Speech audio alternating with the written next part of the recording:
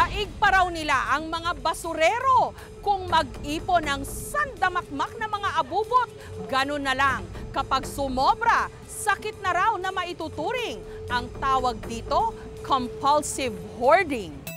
Tuwing nagsisimula ang bagong taon, marami sa atin nag-general cleaning. Sinisiguro kasi nating malinis at maaliwalas ang ating mga tahanan sa pagsisimula ng bawat taon. Pero ang bahay na ito sa Barangay Kias sa Baguio City, tila wala sa bokabularyo nila ang salitang general cleaning.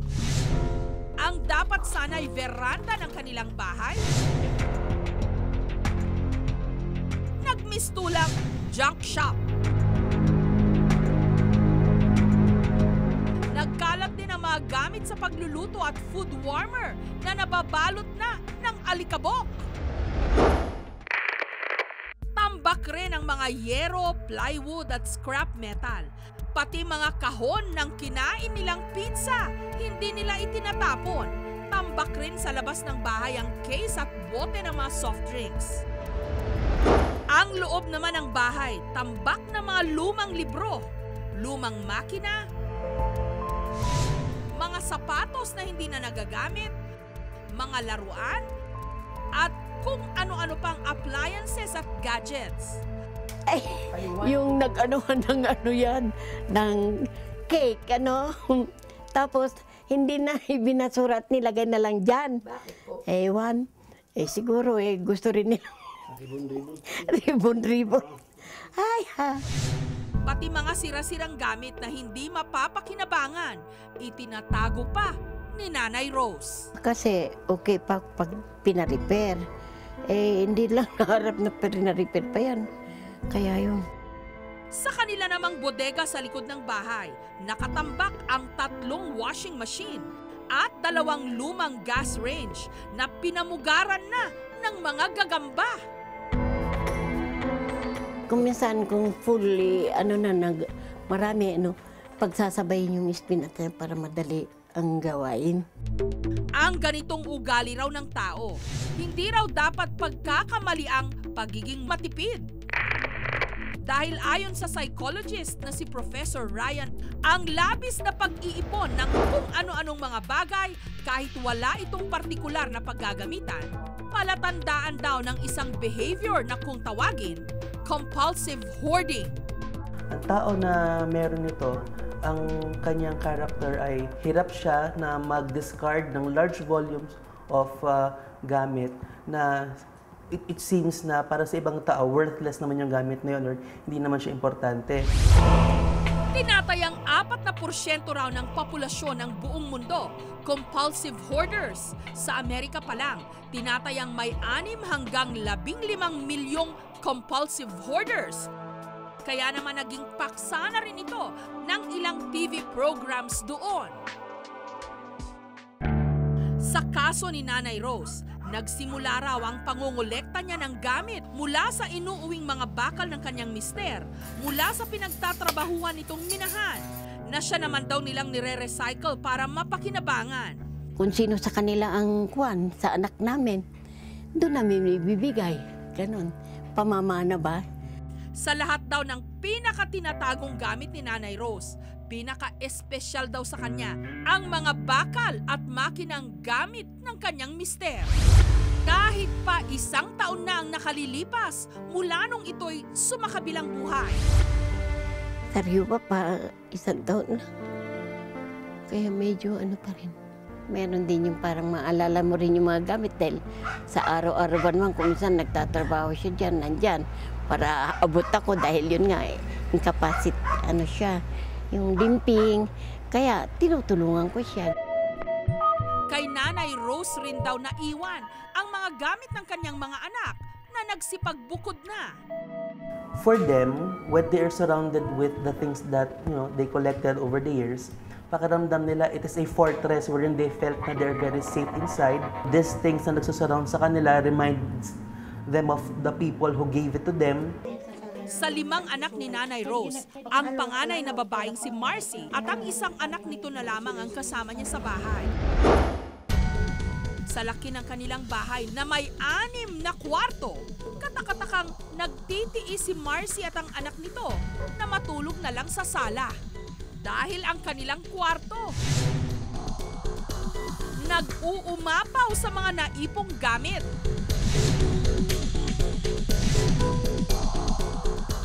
Pati mga lumang resibo ng kanyang mga napamili, nakatago. Dahil hindi na rin sapat ang espasyo sa kanyang kwarto, sa labas na nito nakatambak ang sako-sakong mga damit, kurtina, kumot at kung ano-ano pang mga tela. Ipinakita rin sa amin ni Marcy ang maletang kabibili lang daw niya. Nagamit niya na po ba yan? Ay, hindi pa. Hinihiram actually ng pamangkin ko pero sabi ko lang, benta ko na lang. Sa patuloy na paghahalughog ni Marcy sa kanyang mga gamit, nadiskubre naming pati mga pinaggamitang pambalot ng regalo. Inipon din niya. Ay, hindi na nagamit kasi nga bumibili naman na sila ng bago. Kung bumili ka doon, libre na rin ang wrapper niya. Anong bayad. Kaya hindi na rin siya nagagamit. Ang mga gamit na ito, naipon daw ni Marcy sa nakalipas na 5 taon. Lagi raw kasi siyang namimili sa mga ukay-ukay na nagkalat sa Baguio. Actually, yung ko, bags, doon ako mahilig. Gaya nung isang araw, 3 yung binili ko sa ukay-ukay. Pero kailangan na raw niyang magamit ang kanyang kwarto para makapagpahinga ng maayos. Nito lamang kasing Disyembre, inoperahan sa tonsils si Marcy. Nagpa-tonsillectomy ako, kaya kailangan din yung makapag-rest ng well sa kwarto, komportable. Particularly negative effects nung mga nangyayari sa kanya ngayon in relation to compulsive hoarding is of course yung health, andun yung mga health hazards, like magkasakit sila or accidents.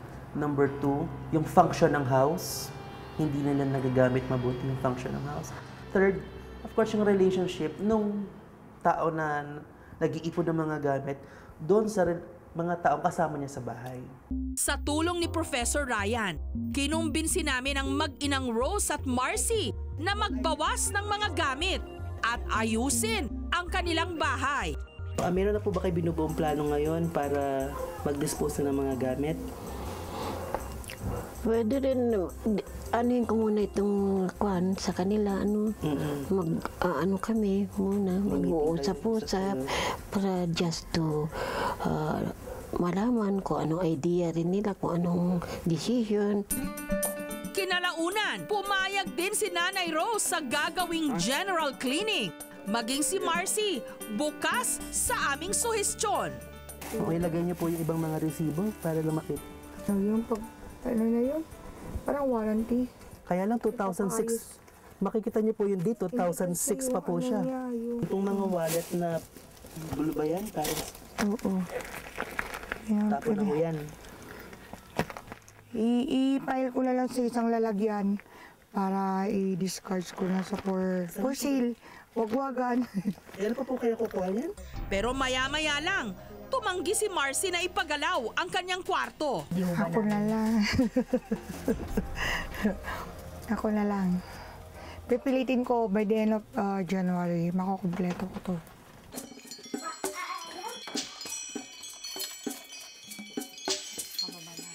Subalit ayaw sumuko ni Professor Ryan. Kaya dinala niya si Marcy at ang anak nito sa isang malinis na kwarto. Paano niyo po i-describe tong room na ito? Malayong maganda sa room ko. Ngunit tila tuluyan nang isinara ni Marcy ang kanyang pintuan sa pagbabago. Kinabukasan, kinuha namin ang serbisyo ng isang kumpanyang tagalinis para sa aming misyon.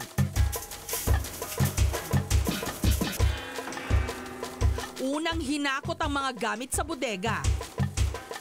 Sa kapal ng alikabok at mga sapot, kinailangang magtakip ng ilong at bibig ang mga tagalinis.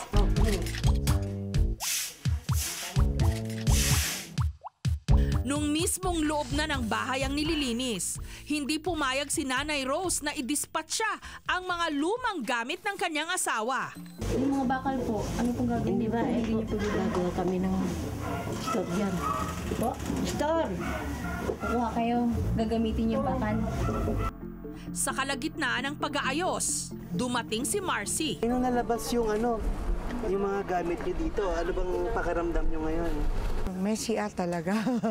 Maaburido kami. Siyempre, nakalabas lahat. Mabusisi niyang siniyasat ang mga gamit na pansamantalang inipon sa labas ng bahay. Anong plano niyo dyan sa transformer? Ayos na lang, repaint para Papaayos niyo siya? Kasi gumagana pa yun.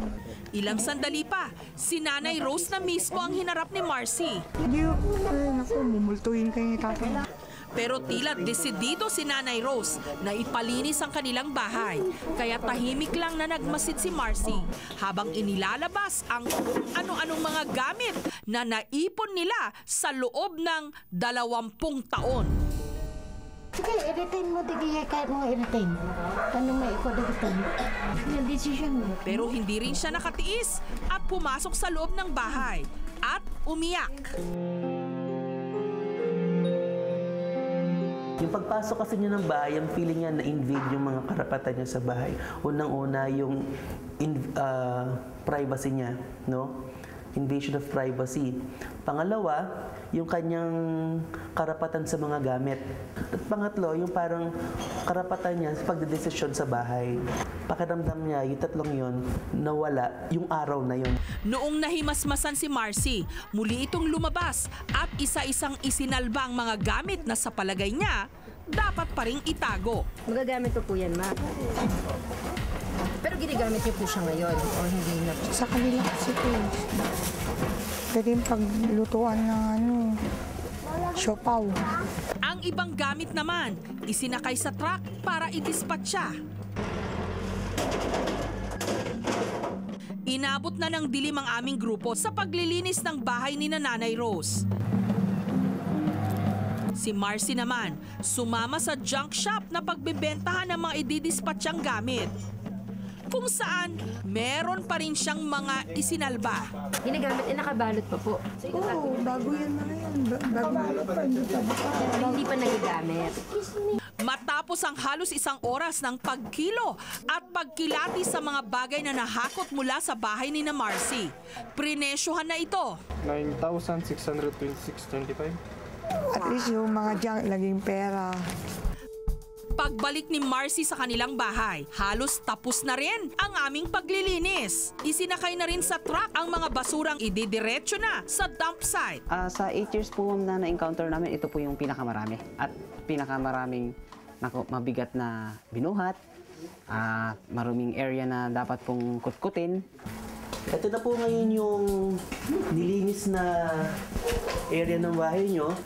Maliwalas na. Kasi nabawasan yung mga junk. Pero sulit naman ang pagod ng lahat dahil ang bahay ni Nanay Rose at Marcy malinis na. At umaliwalas ang kanilang pakiramdam. Aliwalas na yung surrounding namin. At least nabawasan na yung maraming basura-basura. Ano yung tears of joy po ba yan? Sadya ngang may mga bagay sa ating buhay na napakahirap bitawan, lalo na kung puno ang mga ito ng mga alaala. Pero mas mahirap namang magpakulong tayo sa mga bagay ng ating nakaraan na nagsisilbing balakid para tayo'y makapagsimulang muli. Masayang-masaya ako. At naging ganito na ang aming bahay. Maliwanag na tingnan.